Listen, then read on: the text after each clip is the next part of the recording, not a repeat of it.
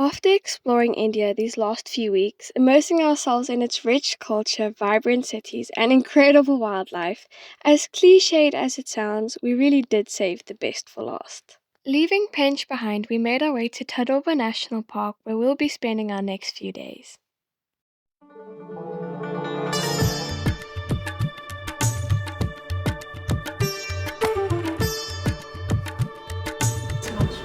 Yes, the phone was morning as well.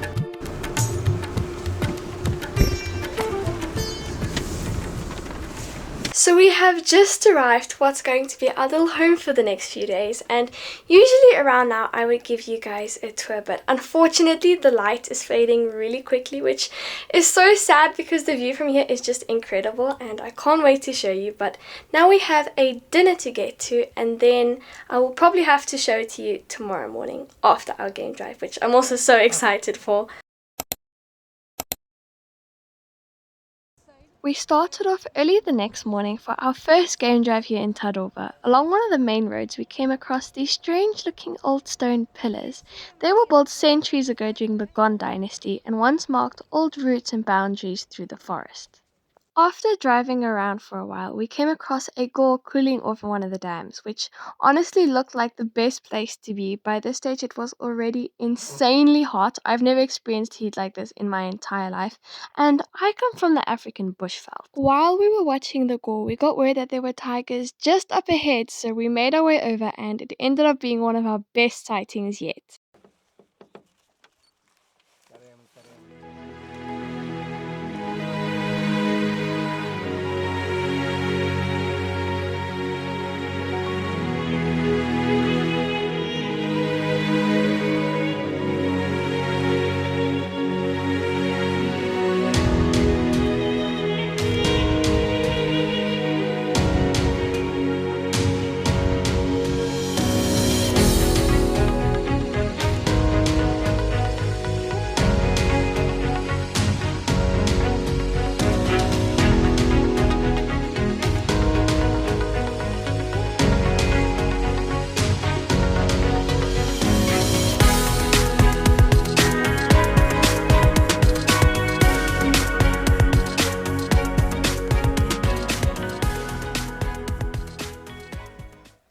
Tadoba is home to one of the highest tiger densities in the whole world, making it one of the best places on earth to see them. Unlike lions back at home that live in pride, tigers are usually solitary. The only time you'll normally see more than one together is when it's a mother with her cubs, like this family.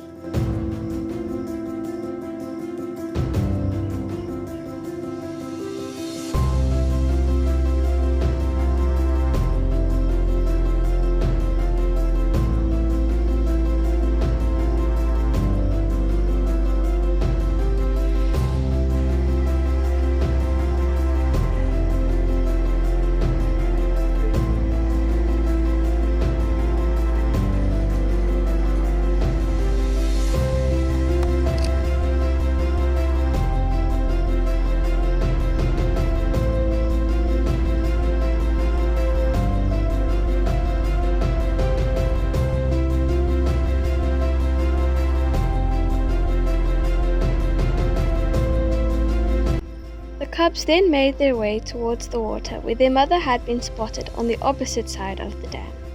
With temperatures that can climb well above 40 degrees, even tigers spend the hottest part of the day resting in the shade or cooling off in water. Not long after, we made our way back to the gate. Before leaving, we stopped by the tiger statue at the entrance and then spent some time exploring the little curio shops just outside the park, which is honestly one of my favorite things to do.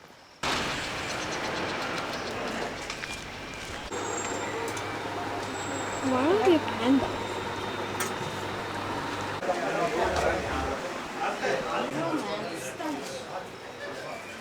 We also came across this traditional sugarcane juice cart with a hand-cranked machine used to crush stalks and extract the juice. I think it's called Ganakaras, although I probably butchered that. Leopards are very similar. So we have just returned from safari, so excuse my look, and I realized I never showed you guys the place we're staying in the first day.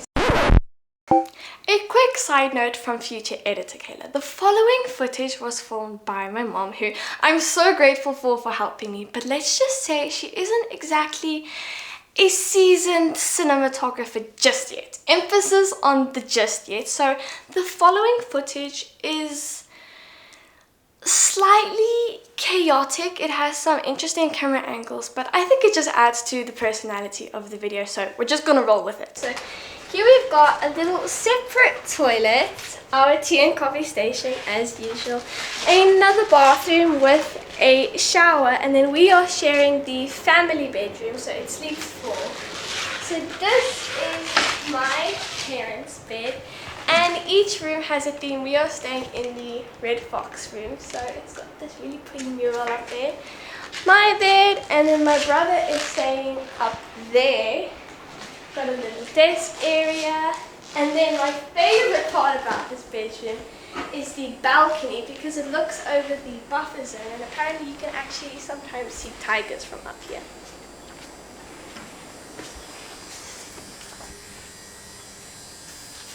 Also, I don't know if you can tell, but there's a dam there as well.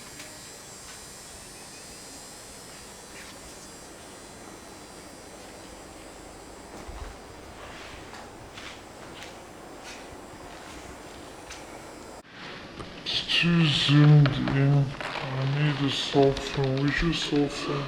Anyway, after that we headed over to the restaurant for lunch, and honestly every place we've stayed at has had such a unique dining area. I mean, just look at all these lovely windows. We were actually bird watching while eating our lunch. Now that we have been here for a while and have been eating almost exclusively traditional Indian cuisine for nearly 2 weeks, we've learned quite a few of the dish names, although we're still discovering new things every day. Like today they were serving cold savory pineapple soup. Yeah, I didn't know that was a thing either, although I must say it's quite refreshing. On one of our game drives, we came across a tiger feeding on a cow it had killed near one of the villages still inside the reserve. In fact, the surrounding Chandrapur district is one of India's most significant human-tiger conflict hotspots, where around 150 people were killed in tiger attacks between 2021 and May 2025. That's an exceptionally high number for a single district and shows just how serious the conflict is. One of the things I'll never forget was sitting here watching a tiger while listening to the sound of children playing nearby. It was such a surreal reminder of how closely people and wildlife live together here.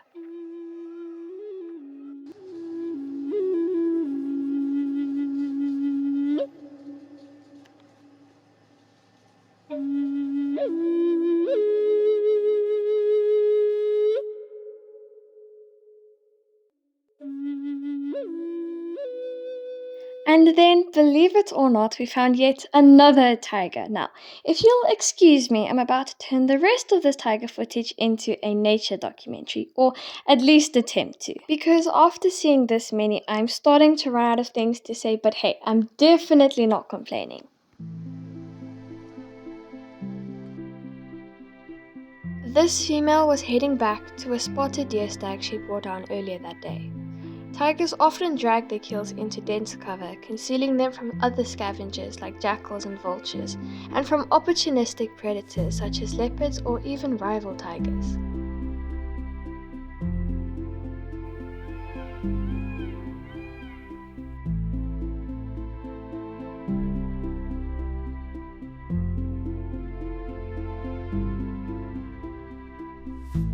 With an incredible memory of her territory, she moves through the forest with ease. Her striped coat blends surprisingly well into the dappled light beneath the trees. Following the water's edge, she eventually leaves the cover of the forest behind as it opens into a small clearing. Beyond the trees, the remaining chittle keep a watchful eye. The open ground gives them a better chance of detecting danger, and they spot the tigress almost immediately. Their sharp alarm calls warning the rest of the herd and every animal within earshot that a predator is nearby. She soon reaches the chittle stag, still concealed in the tall grass where she'd left it. A meal like this can feed an adult female for several days. As she nears them, the spotted deer scatter, their alarm calls echoing through the forest. She makes no attempt to pursue them. With the element of surprise gone, the chances of a successful hunt are slim, but she continues on her way, and so do we, leaving her behind as we continue with our game drive. Okay, this is where things start to get ridiculous. After what was already an incredible tiger sighting, we somehow ended up having the best game drive of the entire trip, maybe even lives. And to make it even crazier, this was officially our last one. We were already heading back to the gate to catch our flight when we spotted a leopard. Then, just as we started saying goodbye to the reserve, literally 5 minutes from the gate, we spotted a sloth bear. We'd only seen one other leopard on this entire trip and had only managed a brief glimpse of a bear before this, so seeing a tiger, leopard, and bear within 15 minutes already felt unbelievably lucky. And to make it even funnier, this game drive had actually been cut short because we had to be at the airport by 1 p.m. for our flight back to Mumbai. But somehow it still wasn't over. Barely a minute later, an Indian wild dog appeared, an animal we'd never expected to see at all. At this point, we were all just staring in disbelief, including our guide, half expecting a unicorn to show up next. It was an unforgettable morning, and one we spent the entire flight back to Mumbai laughing about.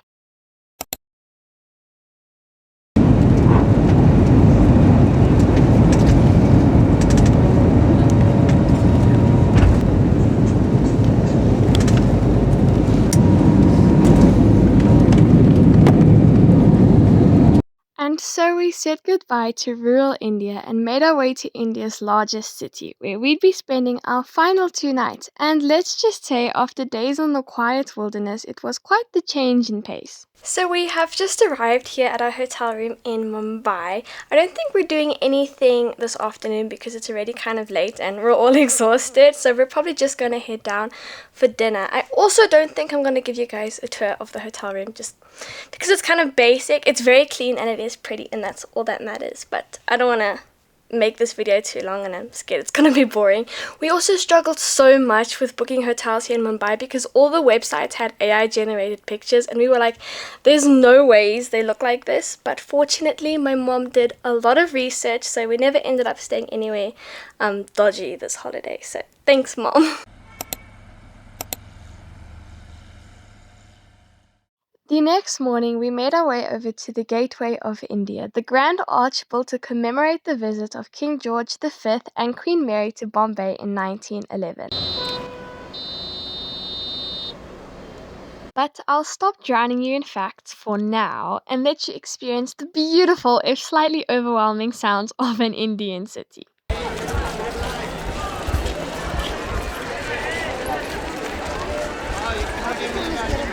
Baby, did you see the beautiful boat in the Yaki? It's so much bigger than I thought it was.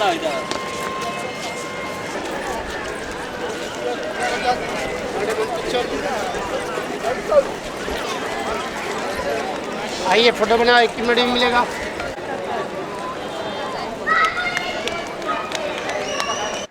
The Gateway of India was really just our first stop, and a convenient one at that, as it was where we'd be catching our boat to Elephanta Island. So after a quick walk to the jetty, we boarded the ferry for the roughly 1 hour ride across Mumbai harbour to explore the famous Elephanta caves. Elephanta Island. Why is it called that, by the way? Is it like Because there used to be elephants that ate the monkeys here. You didn't know that. Overpopulation of monkeys, and then that introduced to the elephants, and then they started scavenging on the dead monkeys. What do you think this is? No. To answer my question there, it's called Elephanta Island because Portuguese explorers once found a large stone elephant statue here. The statue has since been removed, but the name stuck. Oh, and we also found another sugarcane juice cart just like the one in Tadoba.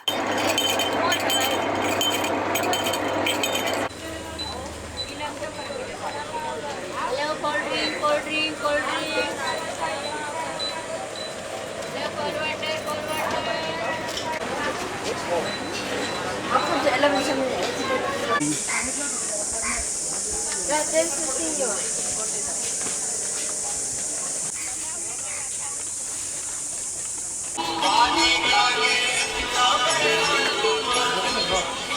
Before we even reached the caves, we were greeted by plenty of monkeys who seemed just as interested in the visitors as the visitors were in them. But the main reason we came to Elephanta Island and what it's best known for is the Elephanta Caves, carved directly into the island's basalt rock more than 1,000 years ago. They're home to remarkable Hindu sculptures and are now considered a UNESCO World Heritage Site.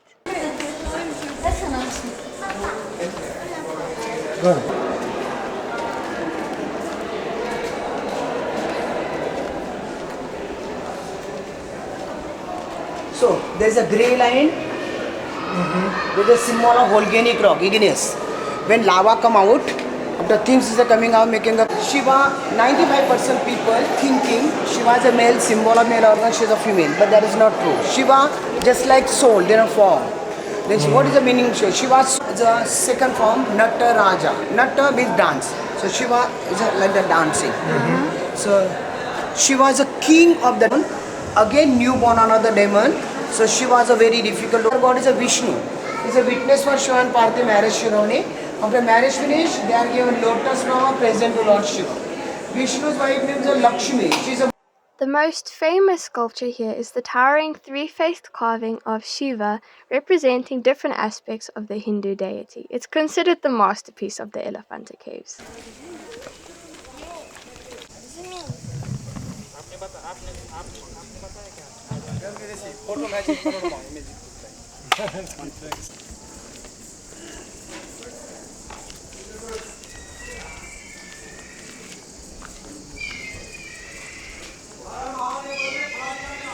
Listen to the kites. Oh my goodness, there's so many of them.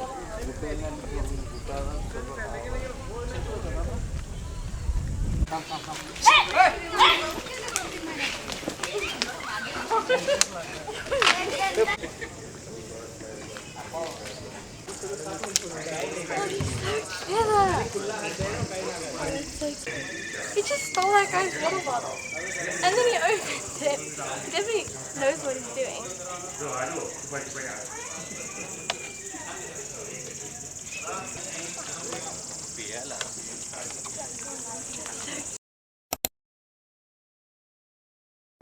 Later that day, we explored Tadoba Causeway, one of Mumbai's most famous street markets. And as someone who's definitely not a city person, just look at my face. That expression says everything. I was completely overwhelmed by the crowds, and it's probably the only part of the trip I genuinely wouldn't do again. And to top it off, my mom and I somehow ended up with a mysterious skin rash afterwards. Coincidence, maybe, but I wasn't exactly eager to go back. Ever. Unfortunately.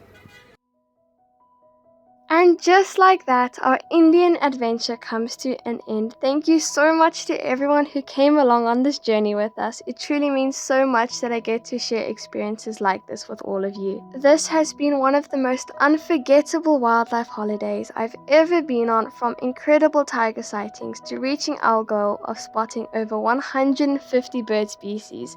It's been an adventure I'll remember for the rest of my life. More than anything, I hope this series has shown you a side of India that doesn't always get the spotlight. Beyond the busy streets and famous landmarks lies an extraordinary natural world filled with incredible wildlife that's worthy of just as much attention. If this series has inspired even one person to see India in a new way, then I've done what I set out to do. Thank you all again for watching, and until the next adventure, I'll see you all back where my heart feels most at home, out in the African wild. Dust motes dancing in a shaft of fading light. I trace a map of shadows from a long